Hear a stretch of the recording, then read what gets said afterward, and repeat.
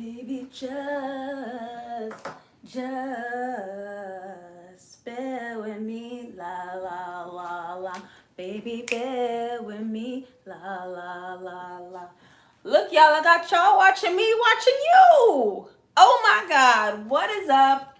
It is time for another dissection. I am your host, JustLatasha. Welcome to the room.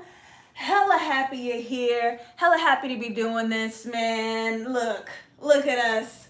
Look at us. New night, new show. Who do we think we are? We're us, damn it. New room, true. Thank you, Miss Andrews, for putting it out. Let me say hi to my people. I do see King Scorpio here, who was a moderator. Thank you for being here tonight. I got my other, of course, the Shy Podcast. Laura is in here as well. What's up, new room? We moved up. New location, new night, new show. Blessings on blessings on blessings. You guys know how it goes. Hella happy to be here. If you're not following me on social media, please go ahead and do that right now. Like right now. All right, look, I got fur pillows now. Look at me. I'm on Instagram at JustLatasha. I am on Twitter at JustLatasha404. If you guys are following me on Instagram, you saw I posted a shot we will be discussing tonight. But before we get into the dissections, to the good stuff, I am gearing up to produce my comedy sketch series called Just Latasha's Interactions, where I host live shows on Mondays. Next Monday, we have a lovely guest, and we're going to be discussing sensual healing. Sensual. All right, so make sure you're following the Interaction Show page, INNR Actions, on both Instagram and Twitter. Good stuff over there too. You guys know I got the 8 p.m. show live on Thursday nights. You guys know I go live with my patrons on Sundays, patreon.com/JustLatasha. For $5, you guys get an extra weekly private stream. Boozy Brunch Sundays happens, and if you guys purchase the VIP tier, you guys get to host Boozy Brunch Sundays with me. Huh? Last Sunday of the month, Boozy Brunch Sundays with my VIPs. This past Sunday was so good. I had 5 patrons going live with me. They were giving me their opinions in real time to cast to the rest of, everyone else tuning in on that extra stream. We had a good time. Shout out to y'all. I'm ready for tonight. Y'all ready? Ready for tonight. Oh, see, I can sing it because I'm actually black. When you will be here in my arms, ready for tonight. Yes. Oh. Only black people can sing that song now. We're gonna take it back. I was just playing. Okay, now, but okay, seriously, y'all. I effed up. Okay, I effed up. I flubbed. I really flubbed. Y'all said reparations. I flubbed. And here's why. And first of all, it's not even really my fault. It's really the show's fault, because I said this show is set up differently than that of Insecure, where you can't really break down the scenes and the colors and the settings. And I sat with the show to look for the physical that adds and expands the story that we're seeing our characters go through. And I wasn't seeing it. Okay? I was not seeing it. But last night, episode 4, oh, they did it. I don't know if the director changed. I don't know if they changed their mind. I don't know what happened, but all of a sudden, now the setting and the physical pieces want to step up and add up to the story that we was watching. Thank you, Shy Podcast. It is a difficult show, which is also why I was like, okay, let's just focus on character and emotions. Let's dissect that, because we have a lot to talk about, and we're going to have a lot to discuss tonight as well. Okay? But last night, they want to trick people and actually make the setting do the thing. So now I ain't got no pictures. Now we're going to go at it old school. Now we're going to go ghetto with it. And maybe I'll be prepared next week. I'm trying to recuperate, all right? So let's get into this dissection. I thank you all for being here this evening. How exciting is this? If it do hits you in the heart, do hit your girl with a super chat. Y'all know I don't ask, but we got rents to pay now, okay? All right. Let me stop messing with y'all. Episode 4, that was fun. titled, That Was Fun. Naturala Ari said, ugh, the trauma. Sorry, y'all. We gotta do it. We gotta do it. Episode 4. We are having 2 stories, a bi story, if you will, between Arabella and Kwame. Kwame was the beautiful best friend, black gay man. And we really didn't get a chance to get into him. The pilot was the Arabella show. Episode 2, the Arabella and Terry show. And then episode 3, we went to Italy with Arabella and Terry.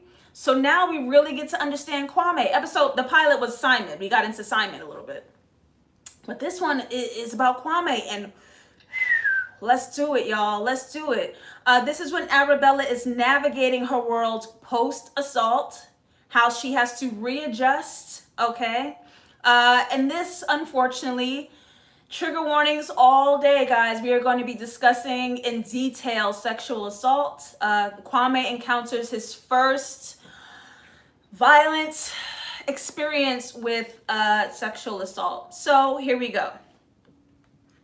And the theme of this episode was looking at how sex can be a prison in various ways. You know, a lot of us maneuvering, especially this westernized American society, and newfound feminism and womanism, and you know, the expansion of the LGBTQIA plus movement. We try to find liberation in sex. We really do try to find liberation in sex, and we're exploring the kink, and sometimes we are bordering more lockdowns, more wars. And this episode really just goes across those 2 balances, right? So what I want to do is start off this dissection by splitting up our 2 characters. Let's first focus on Kwame, then we're going to hit up Arabella, and then we're going to intertwine the 2 and bring it on home. So let's start with Kwame. And forgive me in advance because I am not a black gay man. There is going to be layers of this conversation that I simply cannot access because I lack the experience and the livelihood of it. I don't live that life or that identity. So the views that I can go through dissecting Kwame comes from a cisgender bisexual black woman. And if there are any black gay men in the chat, please speak up. Let me know what layers we're not seeing, what we've overlooked. Please jump in the chat on that. And here we go. So with Kwame, we're having a bit of a breather here, right? Kwame's life is very casual sex, very lighthearted. He does what he wants to do. And it's so casual that you can go ahead, give a suck in the bathroom while you're helping your grandmother shop for groceries, and hit back down to the cashier and meet her later. Thank you, Crispy Nolan. Crispy Nolan is going to fill in the gaps that I may miss, okay? So Kwame's life is very interesting in the fact that we're seeing how, even though he's performing this sexual liberation, there's still so much imprisonment with the way he has to maneuver the visibility of being black and gay. They're not allowed to be visibly, expressing affection with emotions. And you can watch him and his partner in that moment police themselves in real time, right? So you're free enough to hook up, but when you're in the public eye, you got to lock it on down.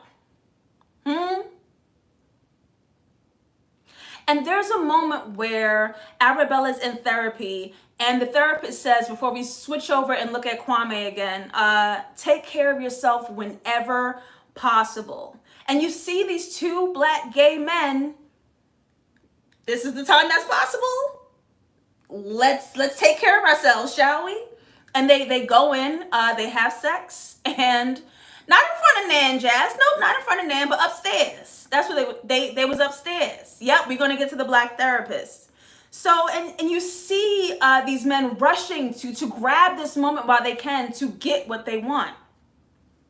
And I think about black gay men and how they have to maneuver their sexuality in sexual spaces, because there's not much space due to homophobia. There's not much space for them to court or date. And this is how they seek the satisfaction that they want. Quick, hidden, sudden, impulsive. It has to happen now, very quick, and let's go back and pretend and put our mask back on, right? And then when they're in public, they won't even look at each other. They won't even look at each other. I don't even know you. Let's go to yoga. We got to work our bodies out, y'all. I love Kwame's bravery, his assertiveness, and going after the partners that he wants, right? What was this gentleman's name? Because I missed it in the entire episode, the 2 times that I watched it. Does anybody know that man's name? I want to call him Coffee Shop. Can we call him Coffee Shop for short? Because I missed his name. Y'all said me too. Did we even say his name in this episode? Damon. Thank you, Stacy. I missed it. Okay. Okay, so Damon. No, but see how none of us knew the name? All right, so Kwame outside of that yoga class or that Zumba, I don't even know what they was doing in there. We meet Damon, this very shy, withdrawn, reserved Black man who hasn't quite stepped into that sexuality out loud, right? But if you look at the setting, it's this beautiful, clean, calm, open space covered in white little pops of yellow. From here, when these 2 men meet, there's peace and optimism, potential for joy. It feels good for these men to just meet, just to say hello, right? Especially after all of the violence and the potential violence that the show has been introducing us to. This feels really, really, really good. It ain't Damon, they said. It ain't Damon? Okay. Well, he's Damon now, because I don't know. So these 2 gentlemen, Kwame and Damon, they go for a walk, and I want to pay attention to their clothes. Kwame, who's dressed in this big, beautiful, oh, it is Damon. Thank you, guys. We back and forth. Look at us. Kwame is dressed in this big, beautiful white coat, this pastel purple beanie, white kicks. Like, he's living out loud. He's expressing himself the way that he wants. He's hooking up with who he wants. He's maneuvering his journey with control. He's going after what he wants versus Damon, who is in these blacks and these grays, right? He's sunken in, he speaks slow, he doesn't have much to say. This is someone physically living in the shadows. He's hiding himself, he's hiding his identity from the world. And we do this really beautiful thing that the camera does, this tracking shot where the camera follows them from the front of their face and rotates them right around, and we come to the back. And this is where Kwame starts to speak about his father. So now with this character, we have found the wound. Shooting characters from the back can often mean like hiding truths or something going on behind their visibility, something going on behind their back, something unsaid. We found a wound, and we see the back of Kwame when we speak about his father. This is something that's in the back of his mind all the time while he's trying to move forward with his life, right? But I wonder, you guys, I want to ask you guys a question. When he's speaking about his father while wearing this white color, do you guys imagine that this is something that he's more settled with, something that he's possibly healed from? And I don't even know if that's a possibility if you can heal from something like that. But is he okay? Does he appear okay knowing that he has this wound? What do y'all think?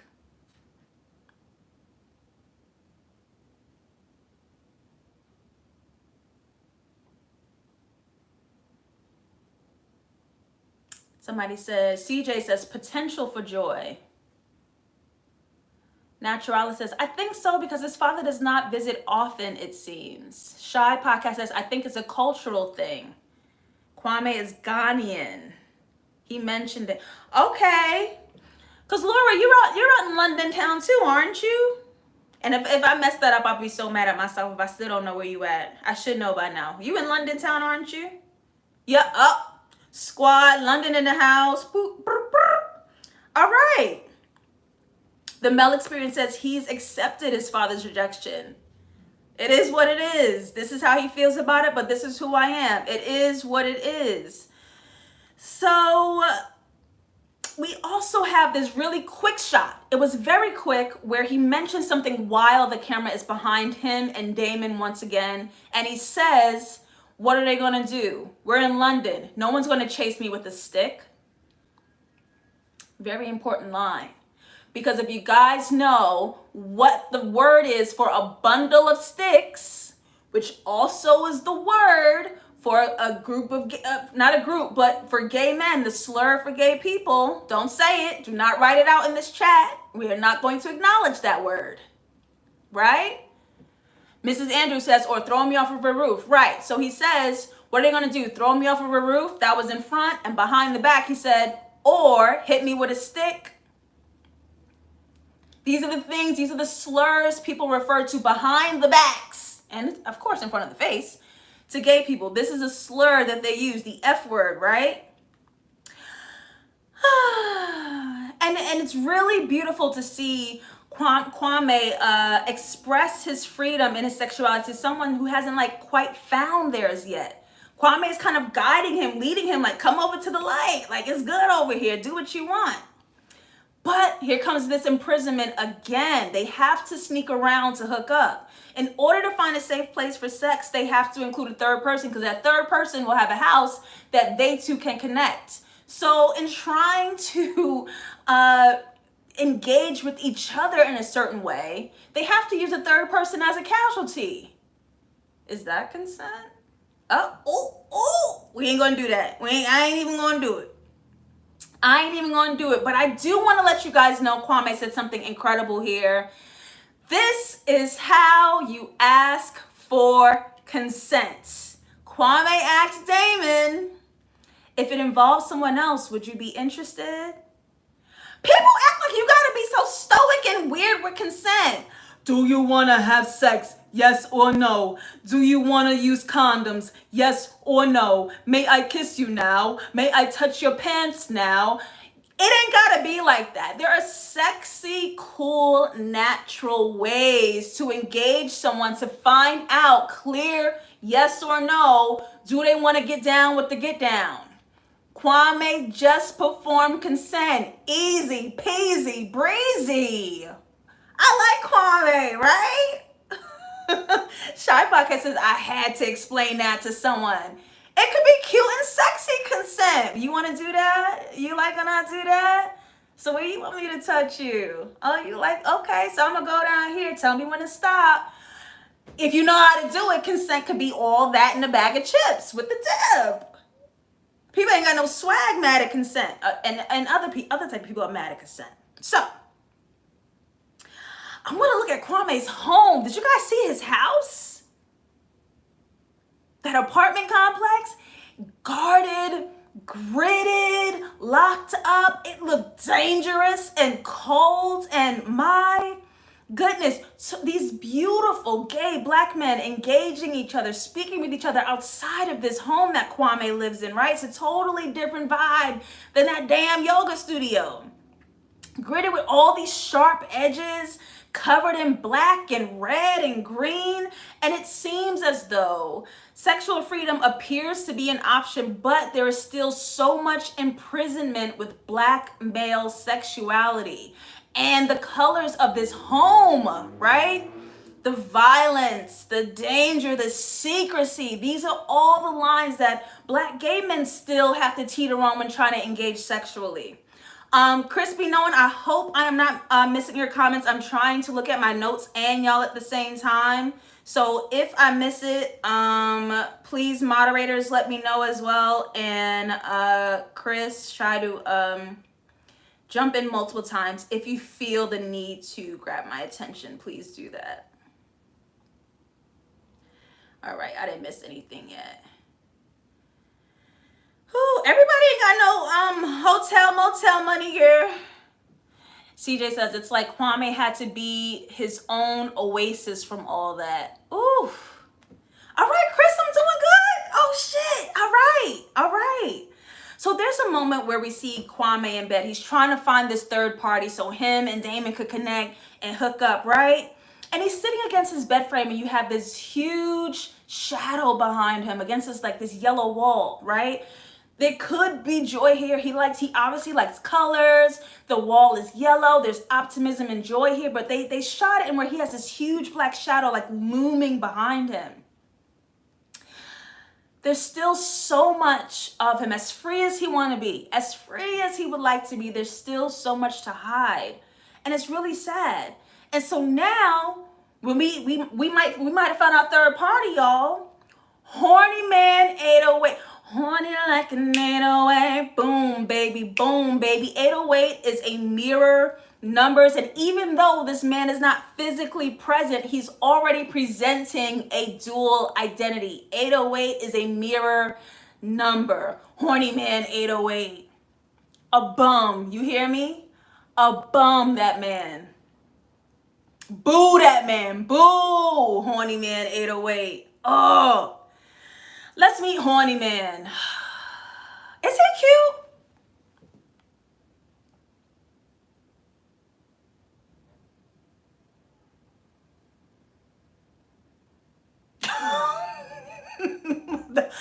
Okay, besides the assault, he ugly now because of the assault. Let's pretend that didn't happen. Let's pretend he left with Damon.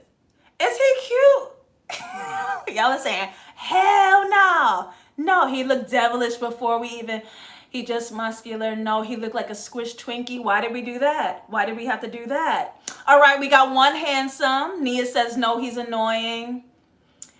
Y'all, okay, I get it, y'all. I get it. All right, let's meet horny man 808.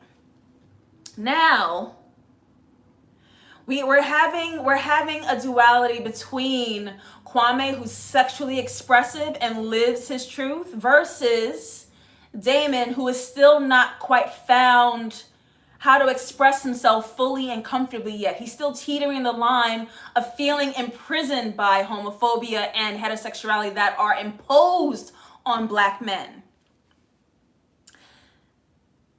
So though Damon wants Kwame, he fails to have the language and the bravery to say it and get it, just to do it. You know what I mean? And the only reason why Damon is even in this situation is because this is the only situation that presented itself to allow him to connect to Kwame.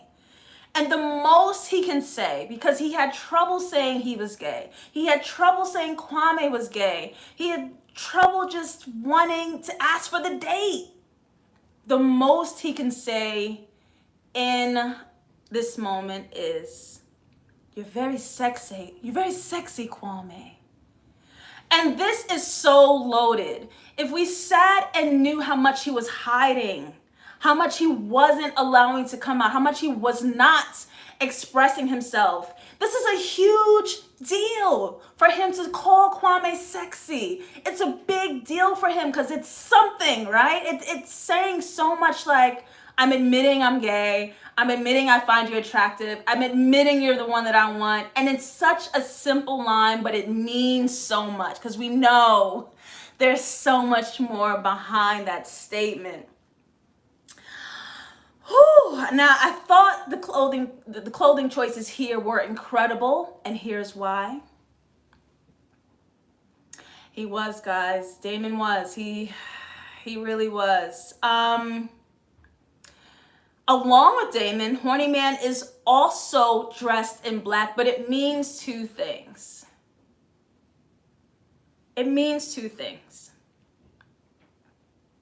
Now, we know Damon is hiding the full truth of himself, right? He's walking around society hiding his identity. However, horny man is also in black, because black, what it could mean is also power, sexuality, and darkness, sinister, evil. And we know in media in Hollywood, tale as old as time, black, bad, white, good, it's whack. It is whack. But them's the rules of film. Usually your villains are dressed in black. Usually when people are trying to maneuver around, you know, when Marvel puts on that cap and that black hoodie, they hide and then nobody can tell it's goddamn Captain America with his dirty blonde hair walking down the street, hollering at some black woman. We can see you.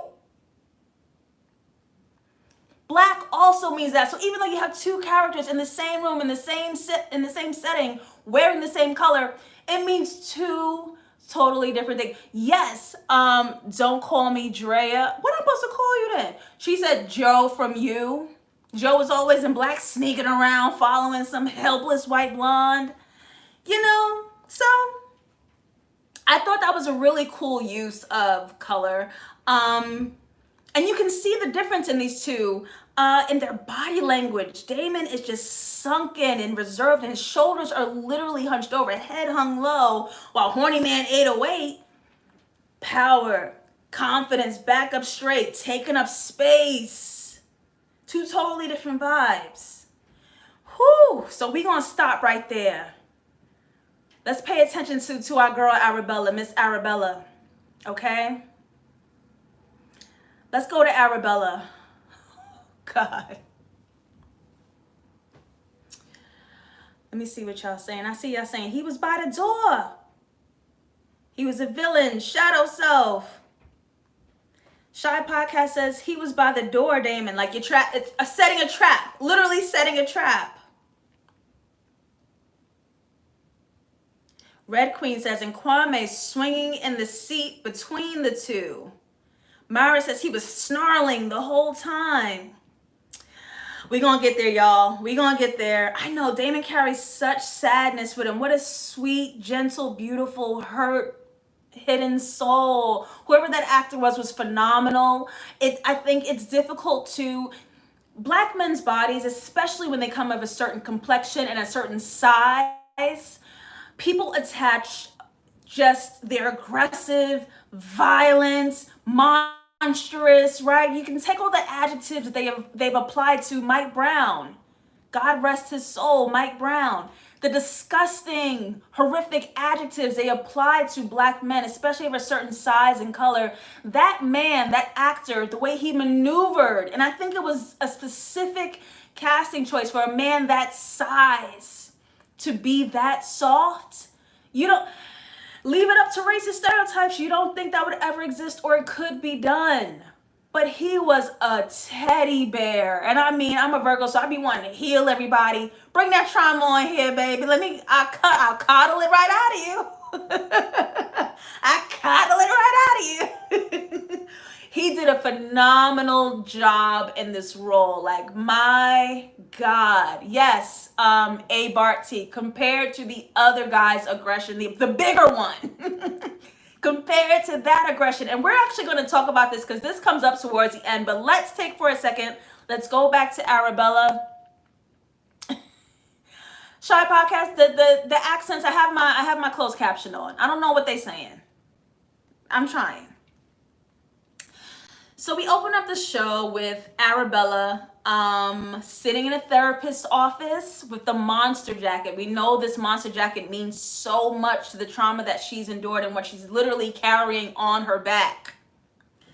This is the wound that is attached to her and follows her where she goes. This monster has eyes. These are the eyes in the back of her head, and she's always focused on that memory in the back of her mind. She's always staring at this trauma in the back of her mind.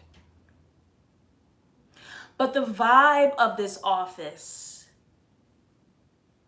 this healing place, green plants, white spaces, this represents her new journey. Something terrible happened to you.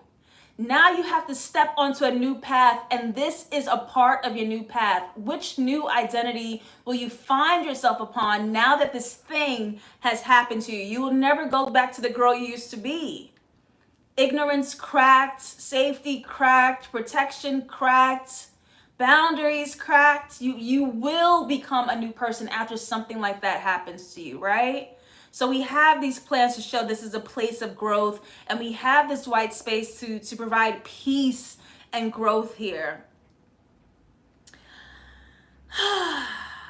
But with this monster jacket, she's wearing the danger on her body. And this is episode 4. We have seen blood on her body, this red on her body, every episode. Every episode, right? And Arabella is sitting by this bookshelf where you can sort of see her reflection through it. And this is her trying to navigate as the representation of the wounded person. See, the wounded person is over here and she's trying her damnedest to not face it and to avoid it and to distance herself from it, but it's coming. Right? But we're not ready yet. She's going to sit here and she's presenting to you the representative of what she'd like to be because she is not ready to grieve yet. Let's give grace to Black women. She's not ready to grieve yet. Shout out to this Black woman therapist. A Black woman healing a Black woman. We needed to see it. We absolutely needed to see it. I thought her t-shirt was interesting, and I'm so sorry again, I do not have the visual aids because I didn't know the show was going to do me like this out of the blue. But on this t-shirt, she has a statue where the eyes are cut and only the mouth shows. Right? And I compared this to the title of the pilot. The title of the pilot episode, Eyes, Eyes, Eyes. We can see what she saw. We can see the trauma that she sees, but her character, Arabella, never speaks it. Never, ever speaks it. So while her eyes see, her mouth is closed. And on this t-shirt, the eyes are gone and the mouth shows. And I thought that was fucking good. That was really flipping good. That was really good. Arabella has to live in these distractions to avoid these flashbacks. This memory of that traumatic event keeps popping up into her mind, and she is having a hell of a time trying to run away from, right? And she's not allowing herself to grieve. She's coming up with all these little antidotes to help herself to keep the distractions with these little chants. The kids are starving, the phones are working, and all these little chants, because what she's trying to remind herself is that there's bigger problems in the world. And a therapist has to remind her, while you're worried about those bigger problems, do not erase yourself. You are still the detail that matters. If your problem is small, bring it with you and attend to it anyway. You are not too small to handle with care and grace and love. Whatever big problem you're worried about, insert yourself there because you belong there and you deserve the healing, just like the starving children and the smartphone and everything else. Don't ever erase yourself. She speaks about her job. Those two white people that's waiting for that book. Now, this is actually Michaela Coel's true story. Her actual life is in this series. This is a true story. She reported the assault to her job.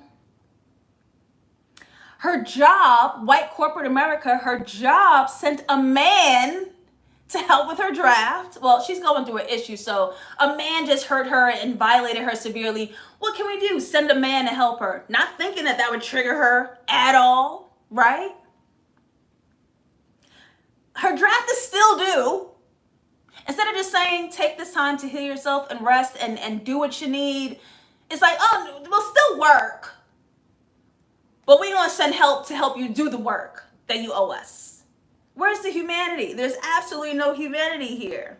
And her job paid for the therapy while she is still forced to do the labor, which she needs to do because she still has bills to pay. This is a cycle, economic and social, of not attending to the care of Black women. And from the true story, she added a part that's not in the series, where someone that she was working on chewing gum, someone that she was working with, a man, got injured, and the job, unlike her, sent him back home for 2 months, paid for that, let him rest. Michaela was not given that grace or that space to heal what she needed to heal. She still had to be on set. She still had to work. She still had her deadlines. But some little rinky-dink dude got 2 months paid rest time. I will fight everybody. I will fight everyone.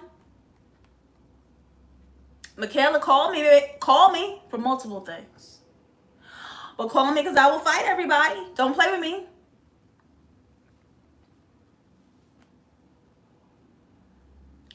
Whew. for Chief says, there is so much flaw in the narrative. There is always someone who has it worse than you, but that does not mean your problems don't exist and need healing.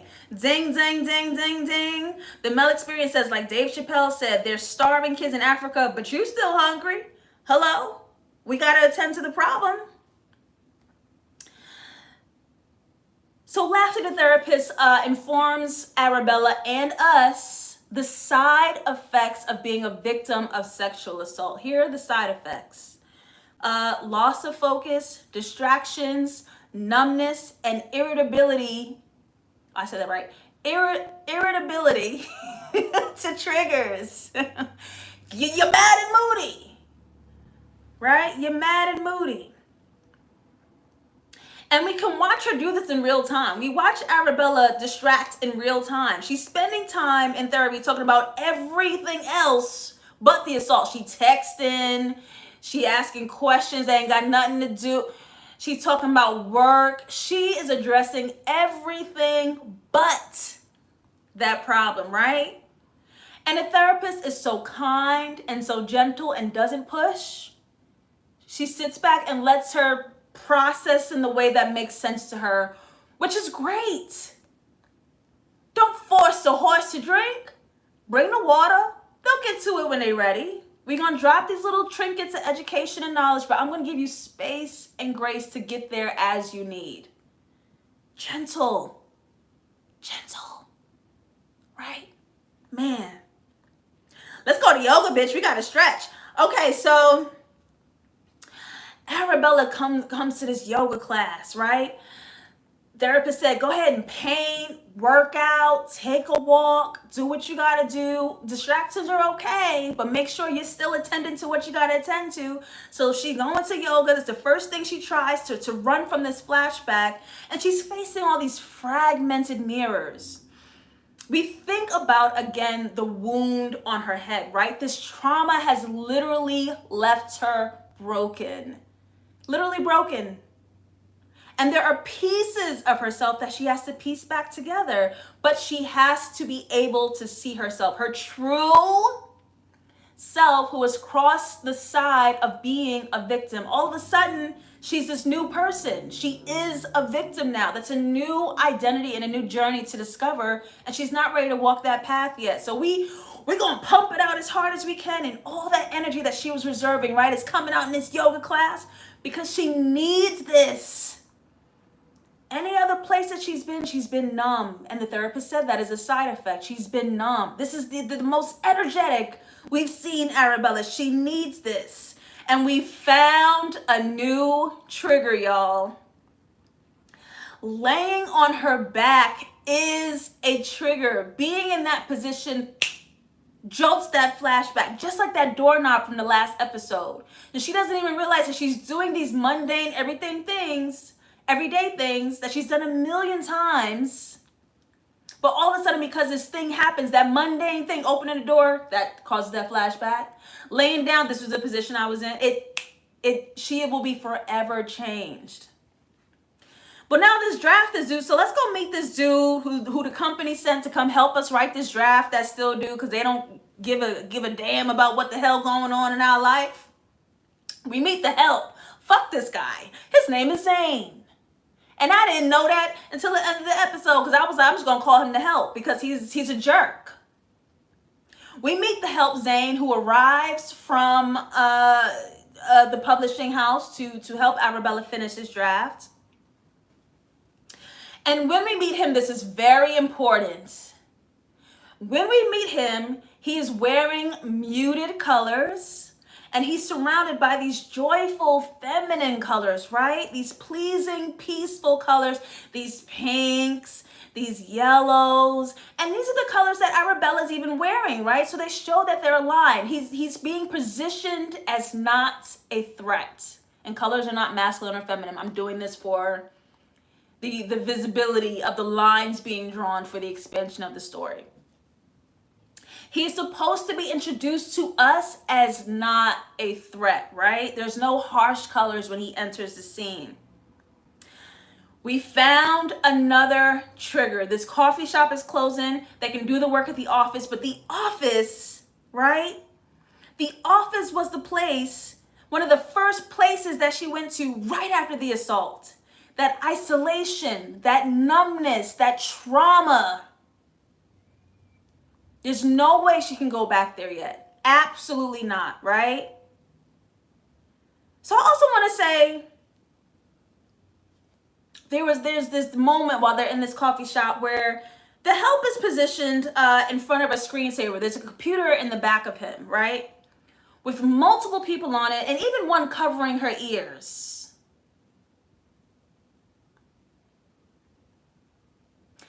Jazz said something good. Jazz said something good. Jazz said the company paid for her therapy to help deal with the trauma only for them to put her around another predator.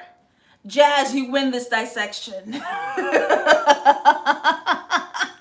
Jazz, you win. Get out of here. Go home now. We don't need you around here anymore. Get out of here. That was iconic. Yes, exactly. Exactly. And I wonder, they position him in front of this screensaver with multiple people on it. Now, I'm just going to hold off there. I know we saw the episode. We know what he is. We know what he does. But let's hold on. We're going to come back. Let's come back to that. Arabella says, let's go down to the bar because we cannot go to the office. And while we're watching Arabella pivot her panic, pivot this anxiety from this trauma, we're watching her have a breakdown physically, trying to maneuver in this world. Kwame just swiping left and right on his Tinder now. You can see the duality between what sex has cost someone versus where sex can liberate someone, where it's casual and it means nothing. You can see how heavy or how light sex can be between two totally different people. So now let's go to the bar. Here's what we get. Here's where we get a little ghetto. And I don't even know if this is going to work. But there's a mirror shot where Arabella's reflection is not showing, but the help's is. Zane's reflection is showing. And there's a crack between Zane's physical being here and Zane's reflection. There's a split between the two images. Now, we know, and I know a lot of y'all have seen several of my dissections, we know a mirror can represent a change in identity, a mask, a hidden agenda, a missing personality, but there's a crack there. He has a hidden personality, he has a hidden agenda, but he is dissociated with it, and we're going to get back to that. Put a star in that as well. I don't know if this works. But can we see that right there? The crack between him and his reflection.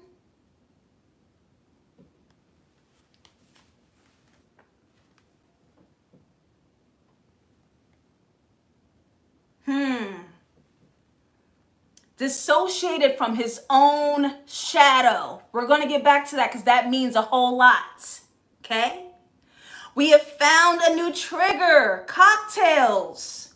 The color of the cocktails. The exact thing that the spike, where she got spiked. The exact thing that led to her assault. Right? The help is goddamn condescending.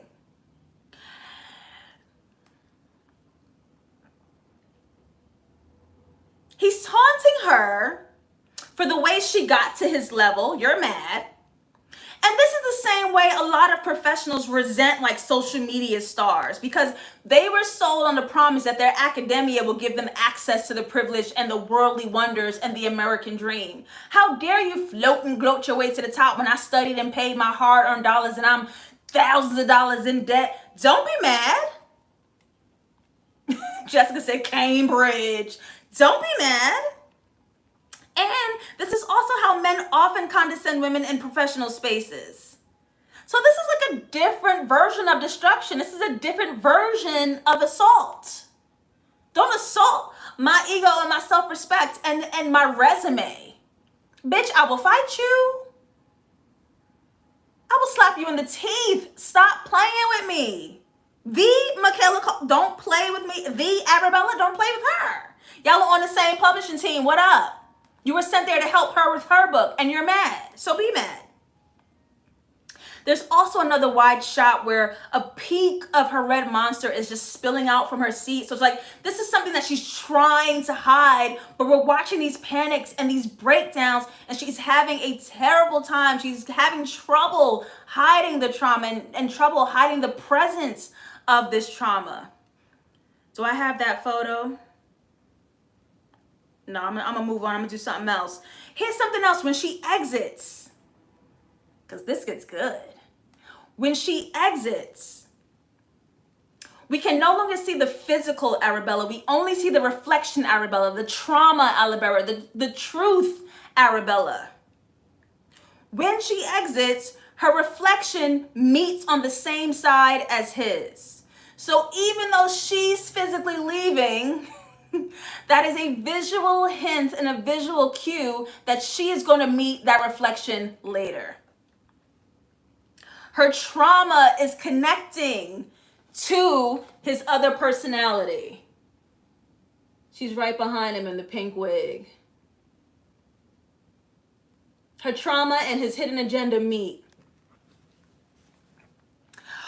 Boy, I will fight you. I will really fight you. So she can't take it anymore. These triggers are really getting her. This is like the third one today. And one of the things the therapist tried to tell her to do was go paint. But all her friends hate painting. She thought she wasn't going to paint. But we're so needing to get away from these flashbacks and this trauma. We're going to go paint. She ran home, got the color and pencils. She needs this distractant. It is a dire necessity. And that trauma is getting closer. She's sitting on that bus, right? And it's sitting right there. It's catching up to her. Crying, numb, fearful, clinging onto this distraction of these colored pencils for dear life, anything but me having to face this thing right here. That it's getting closer. It's getting closer, right? We see the color of the bus seat sitting in all that red, sitting amongst her trauma. And she's going back into these chants. Children are starving, children are starving, children. It's not working, but this is what she taught herself to do to cope, right? It's not even working, but this is what she's clinging onto. So now we go back home. Long day. We did a lot. We did a whole lot. But at the end of the day, we gotta get this draft done. So the help comes over. Your house is a safe place. It gotta be one of the safest places, your own house. The help comes over. Y'all, I knew we was in trouble right about here. I knew we was in trouble right about here.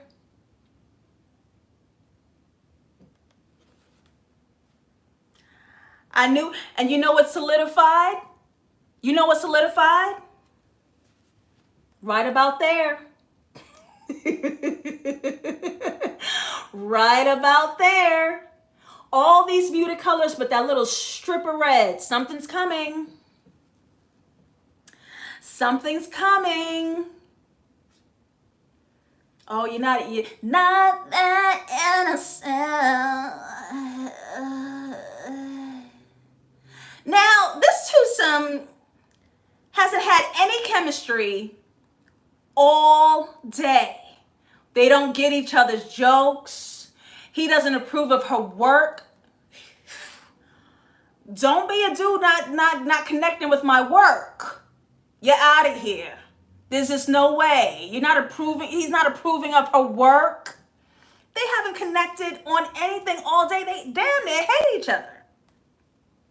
And they're physically so far apart. There are absolutely no commonalities. So I ask you guys, let me hold off. The last distraction, do you like to paint? Do you want to use my coloring pencils? It's a no for me, dog. Everyone hates painting. Okay, everyone hates it. So I ask you guys, question for the audience. What do you guys think makes her choose sex? To go from no chemistry with this jerk who's here to write her book and her pages.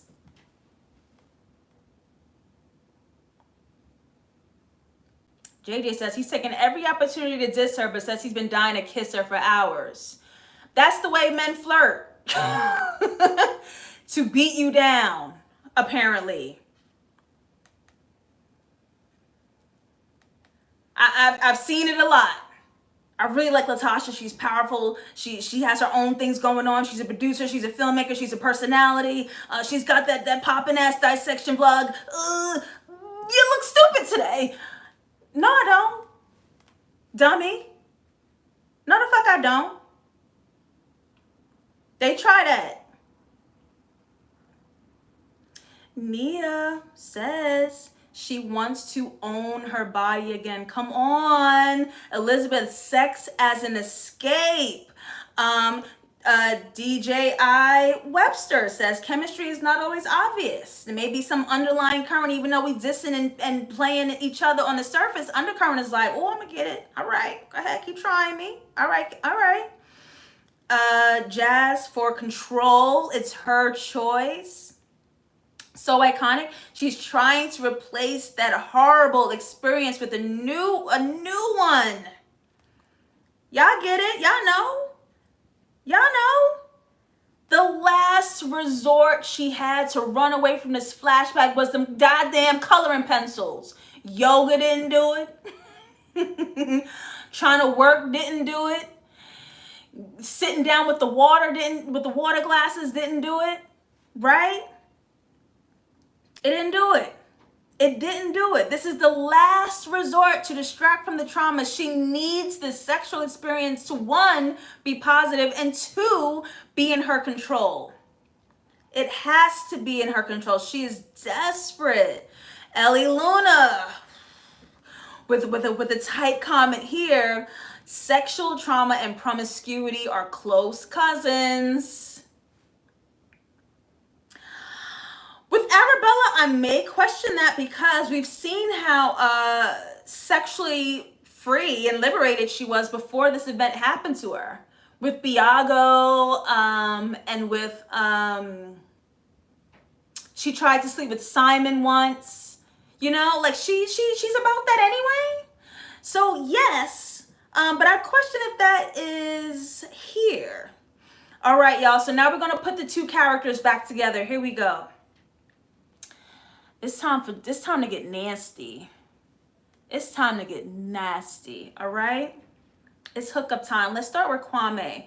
We have 3 gay black men engaging in sex while listening to homophobic hip-hop.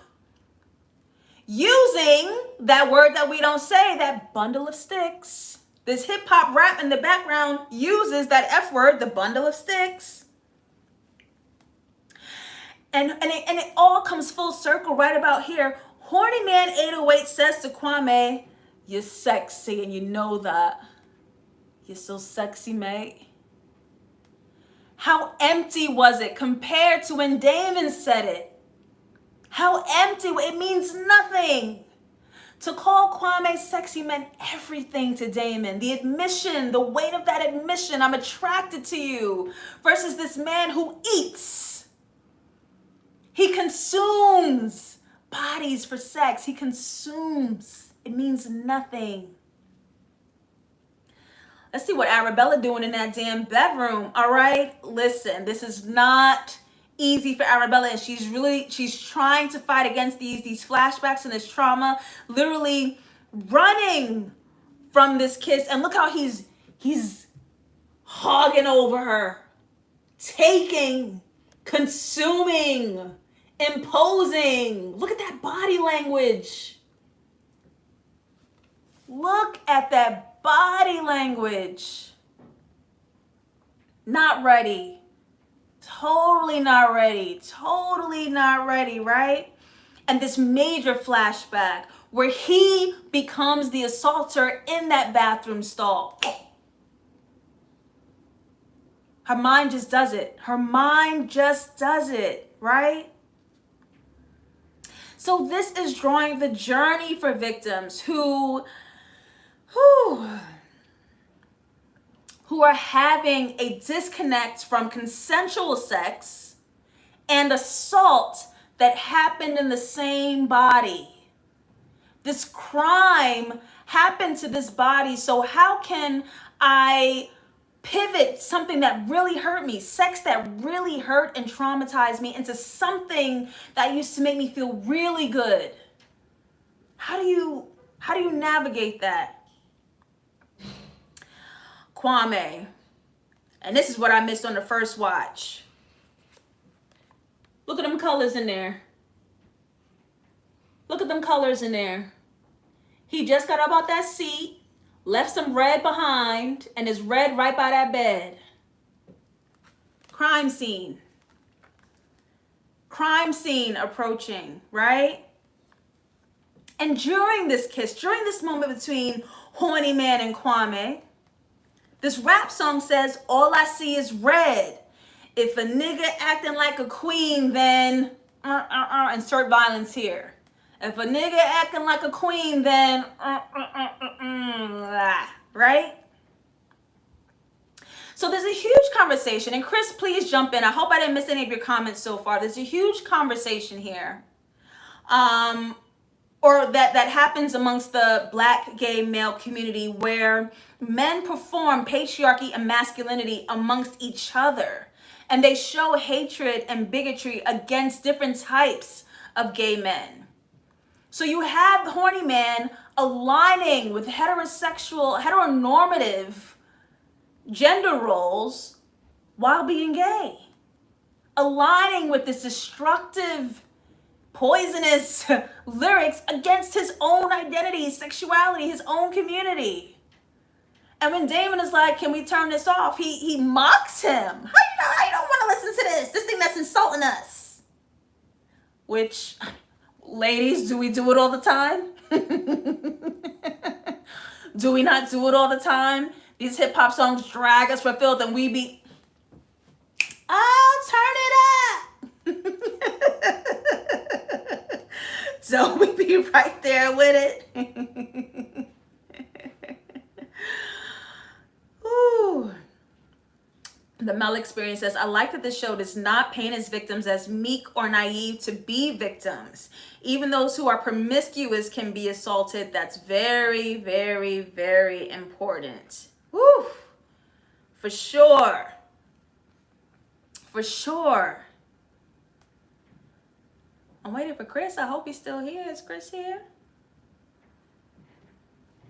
Swag City Gaming says, Arabella's storyline is paced like a horror movie. She runs from the sexual assault, the killer, until she's forced to deal with it in the last scene. Whew. It's a lot. Got a lot to be mad about. We got so much to be mad about. All right? Let's go back to Arabella's room. Drenched in this red light. However, juxtaposed, I'm looking for it, Chris, juxtaposed with consent. Recreating that bathroom stall in her own room. Recreating that bathroom stall, that traumatic event in her own room. Could you imagine? Could you imagine? Uh-oh, Chris, I may have lost your comments.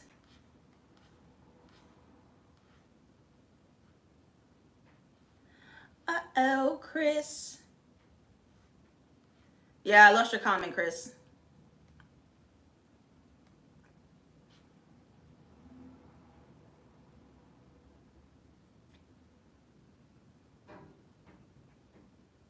Nia said, he stinks.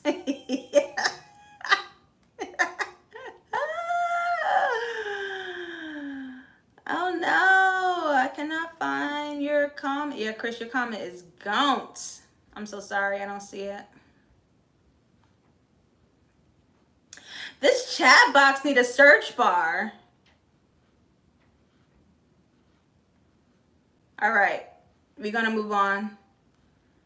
I want to hear you, Chris, but I am not finding your comment. Sorry, boo. Next time. Okay. here we go. So,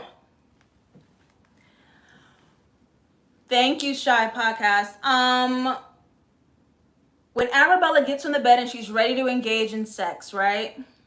Jessica says, why does that poster keep falling down? When it's the poster is a physical representation of the horror that she's running from, this trauma that she's running from. It usually, okay, I got your comment now, so I'm gonna read it. It usually falls when she's this flashback, this trauma pops up in her mind. Crispy Nolan says, it's in the same way that cis women chase performative femininity to shield them from patriarchy. Sure do. Every intersection got a coon. And we need to develop more vocabulary for it. The girls got the pick-me's. Every intersectionality got a coon. Aligning with the oppressive side. You got to stand 10 toes down. All right, so Arabella is getting ready to engage in sex. And the first thing she does is lay on her back. Now here, I said a trigger is coming. It gotta be. A trigger is coming, but it wasn't, right? And this is where we have to get really clear on consent. Arabella's rule was to use a condom. She said it and she presented it. Those are two forms of, this is the boundary. I am willing to engage in sex with you with this condom. That is the agreement. So while in missionary, he's on top of her. She's laying on her back. Just for anybody who hadn't engaged of the likes as of yet, I consider you, and you are welcome and valid too. During missionary, he pretends he's uncomfortable and he turns her around. Somebody just said he played dumb, and he takes the condom off without her knowing. Everyone, please hear me when I say this. This is assault. This is assault. This is assault. This is assault. This is called stealthing. It has a name attached now. This is called stealthing, right? It literally means in secret, secrecy. He has broken their mutual agreement of using the condom. And this is what I personally coin benevolent violence. It's not that bad, right? Because this occurs directly after the violent, traumatic version of an assault. So this is something that appears positive and appears gentle, and it ain't that bad. And many of us won't call it by its name. We won't say that this is violence. And this goes back into patriarchy yet again, because men are groomed to take sex. Him having sex with her, the help having sex with Arabella, has nothing to do with her presence or even her pleasure. He is only there to please himself. And many will tell you, so many men are not there to please you while having sex with you. They're using your body to masturbate. And them stealthing is going after self, and you are just a casualty of their own masturbation. I have been stealthed many times. Many times. And the partners treat it like it's just, I didn't know. I didn't even, what? So you're willing to put my health at danger because you going after a feeling.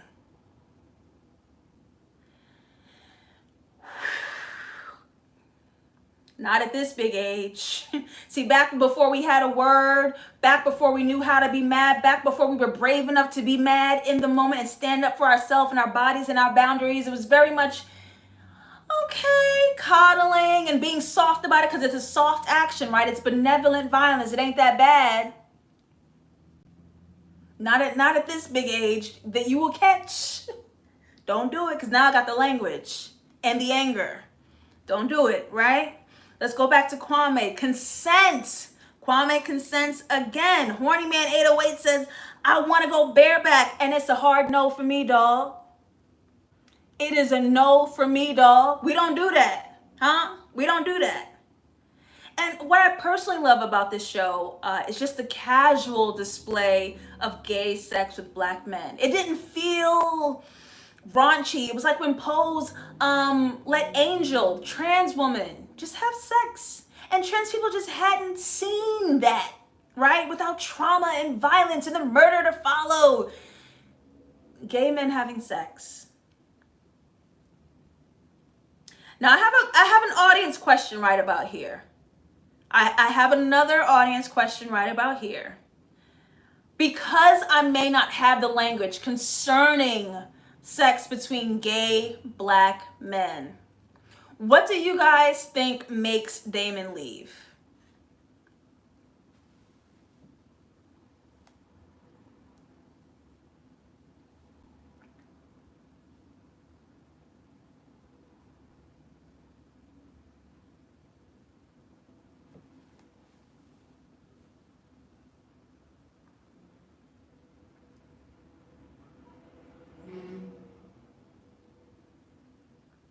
Kristen says the rejection made Damon leave. What do you guys think made him leave? Jessica said because he didn't want to see Kwame in that light. Nia says he was uncomfortable, the discomfort. Mara says they didn't involve him. I don't think he wanted to be involved. I think he stated that. You guys just said it was too much too soon. He was very uncomfortable. The Blank Panther says fragile masculinity. The Mel experience. Your first time as a gay man. I'm trying to understand the pronouns being used. Your first time as a gay man, a threesome. He wasn't ready and they didn't care. Right, he wanted one-on-one with Kwame. He's not interested in casual sex. Mina says, I felt that horny man was trying to make him jealous. Emerald says he was not only uncomfortable, but I think he hadn't engaged as much as Kwame has with homosexual sex. Wanted intimacy. Yes. Intimacy. It's not what I bargained for. I was trying to ride with you. I was trying to be with you. I was trying to be in this space, in this moment with you, because I want to connect with you if this is what it takes. But now that I see it going down, this is my boundary. I got to get out of here. All right? I got to get out of here. Definitely want to hear from Crispy Nolan, who says, because Damon said he wasn't scared before. It's because Damon still operates in heteronormativity and monogamy. Got a little too hot in the kitchen. A little too hot in the kitchen. Okay. I have to say, I thought this was interesting. This show showed a huge juxtaposition of positions. It's Arabella who's in doggy style and Kwame's the one in missionary. That was fucking cool. Huh? Huh? Huh? That was really fucking cool. Huh? The help then came beside this woman. The help ejaculates inside of Arabella's body. And these are just one of the many instances where men leave messes that women have to clean up. You had your fun, but now we got to deal with the yeast infections, the STIs, the pregnancy scares, the condoms stuck inside of our bodies, the dirty fingernails, the unbrushed teeth, the unwashed hands, the inexperience. We got to clean the sheets and the towels and the washcloths, and you go in the bathroom using my good products. I will... What? They do whatever they want. They do whatever they want. And just leave. Jessica said, eating my bread.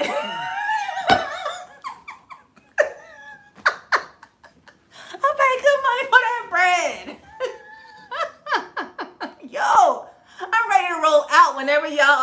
ready to roll out.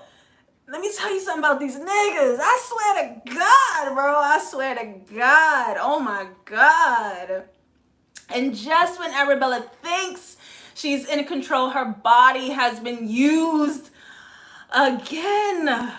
Man, this is what sex is costing her, and we're seeing this with the color red. Her underwear is red. We dealt with her period, right? We're continuing to show the usage of her body in ways that are not her choice. And this, ironically, is when she has her first joyful flash in however long when she sees Biago. This distraction might have worked. It might have worked just for a second. It might have worked, right?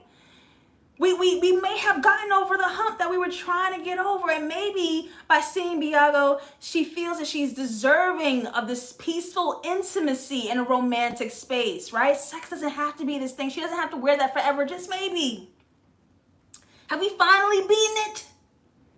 Have we finally beaten it? And Biago, without even physically hearing from her, seeing her, she's been dodging him, still notices that she has not been herself.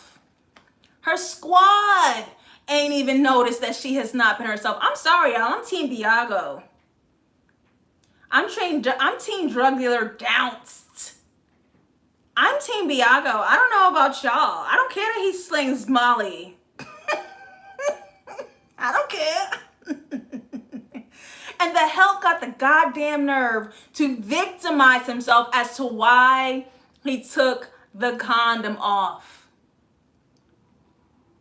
All these lines, you ain't feel it, I was uncomfortable, I thought it was okay, well, I didn't really want to stop, wait, that was wrong, no, okay, no, I'll pay for it. It's the least I can do. I can pay for your plan B, then I'll pay for it. Everything but, I'm sorry. I shouldn't have done that. I was wrong. Are you dumb? Are you dumb?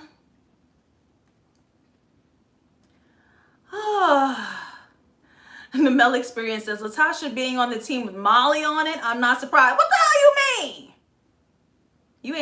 You ain't wrong, but how dare you say it? Let's get back to Kwame, who's trying to leave. His man left, right? Let's get back to Kwame. Horny man slams the door. You ain't allowed to go out.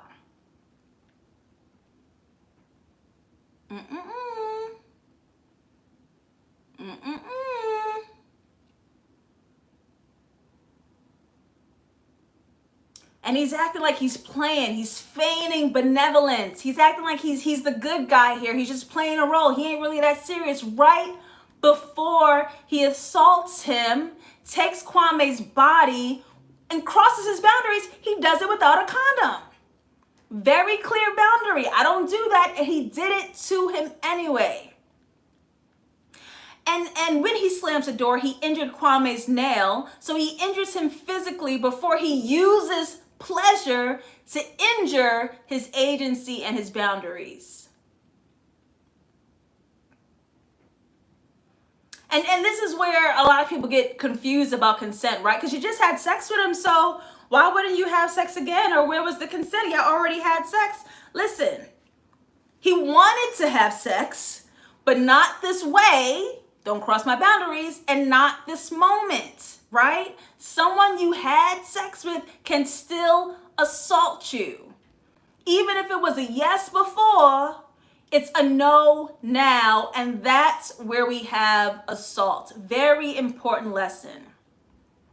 And horny man 808, like Zane, don't even realize he's an assaulter. They don't even. And let's go back to that point in the bar, right? Where we have that line going down between him and his reflection. He don't even realize he's the bad guy. He has a disassociation from his predatory ways. He has no idea.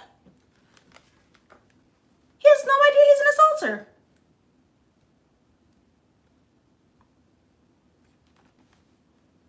Give me a break. Give me a break, right? And there's sometimes with predators, there's this mental disconnect or this ignorance to the violence they impose on others. Like this muddiness of consent. And these are also men who are leaving ejaculation inside of other people, putting their bodies at risk. And they don't even care. I'll pay for it. Sometimes I'm a bad boy.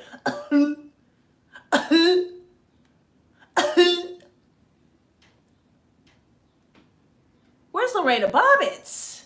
Ma'am, make your return, make your debut, please. So, let's wrap this up. Kwame's realizing the extent of sexual violence for the first time, and he uses Arabella as his distraction. And it's really ironic because when Arabella and Terry were discussing whatever had happened in Italy, he totally didn't get it.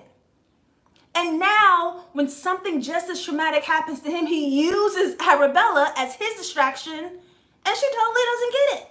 Not that he spoke to her or communicated to her or had the truth. He didn't say the truth. But we're having these missed opportunities to rely on each other, right? To fall into each other in this platonic intimacy. You need to put your burdens down with people that you trust. They missed it. So I want to ask y'all our last question of the night. Last question. This may be kind of funky, but here we go. Do you think the doors for violence opened up when another masculine man left the room? When Damon left and it was just horny man and Kwame, do you think that allowed violence to enter the space? Because, again, we're discussing the fact that patriarchy is performed as well in Black, gay, male spaces. Point blank and period, men don't check other men. Men fear other men. Men respect other men. Y'all are saying yes, yes, yes, yes, yes, yes. And this isn't to place blame. He should have stayed so that, because it shouldn't be happening. But it is what it is.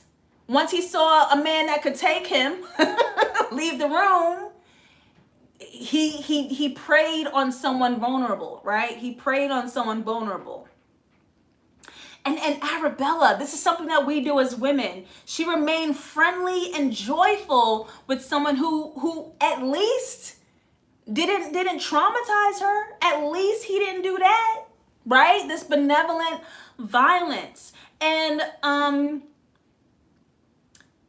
men violate us, and women are positioned and pigeonholed to still play nice and protect their feelings. He ain't mean it like that, and it was an accident, but he's not being mean to me right now, and it didn't seem like he took something from me. And we stay in that friendly coddling space, that trap. And if we were to get upset, we'd become the assaulter. We'd be the bad guy. Imagine that.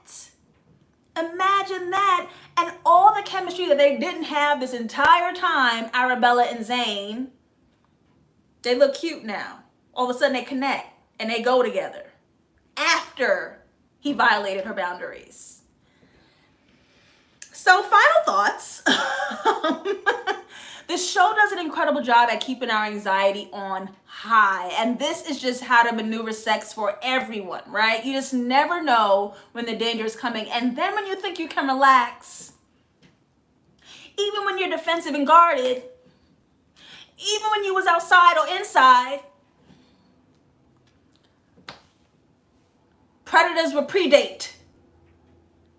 Predators will predate. I don't know. And so next episode I'm hella excited about because she may out him in front of his own fan base. She has her beautiful bald head back. This is based on very much true story. I think this speech actually is real and did happen. I was trying to search for it today on YouTube. So episode 5. Get him. Get him, Arabella. Fucking get him. Do it! Woo! I may destroy you. A powerful story. Heavy topics, heavy things to deal with. I thank you guys for being here. If you guys are not following me on social media, do that right now. JustLatasha on Instagram, JustLatasha404 on Twitter. I appreciate you for being here. Please catch my private stream on Sundays, Boozy Brunch Sundays, every Sunday. $5 to join. If you want to talk topics with me at the end of the month, join the VIP tier. Go ahead and do that. I review scripts. I have a feature film dissection workshop that I do once a month. Sign up for that tier. So many good extra content on Patreon, and I work with so many of you one-on-one. I've been enjoying getting to know so many of you one-on-one. We have such a good time over there. Please also follow my show page, Just Latasha's Interactions, my sketch comedy series, INNR Actions, on Instagram and Twitter. Thank y'all for being here. Please share this comment. Please subscribe. Please give it a thumbs up. Congrats to me for hitting 20K. We hit 20K on the channel. What up? We doing it. And I thank y'all for being here. I will see you again on Thursday for the 8 p.m. show live. Skirt, skirt. See y'all there.